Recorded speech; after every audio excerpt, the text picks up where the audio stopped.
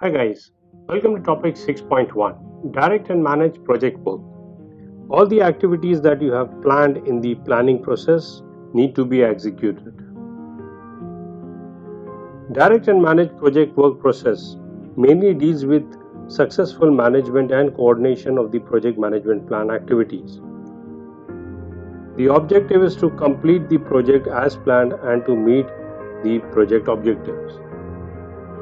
It involves managing people, doing the work, and implementing approved changes. Now let's see what can trigger the start of direct and manage project work process. Obviously, the completion of project planning process is the major input for starting the process, because once the project plan is finalized, the execution process group starts to implement the project activities which are planned in project planning. Another input to start direct and manage project work process is approved changes, corrective actions, preventive actions, and defect repair. If a change is approved by the change control board, implementation of the approved change is executed by the direct and manage project work process.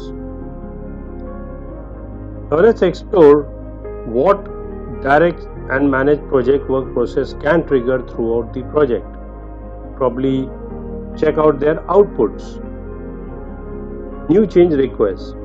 During the execution process activities, the customer might come with new requirements or their existing requirements might change.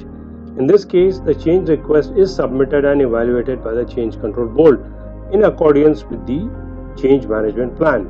If it is approved, then change is implemented in direct and project works process. Deliverables. The main purpose of direct and managed project work process is producing the planned project deliverables and final product of the project before the project closure. This is followed by work performance information. While executing phase progresses and deliverables are being produced, actual results will not be exactly as planned. Some activities might take longer to complete, while some activities are completed earlier. These actual results are produced, outputs, and measured against the baseline with the determined metrics to check how well the project is progressing. Finally, we come to updates to the project management plan and the documents. Based on the actual results of the project, implemented corrective and preventive actions and defect repairs, project plans might require revisions. These revisions are all captured in the plan as well as in the relevant documents. So guys, this brings you to the end of topic 6.1. Thank you.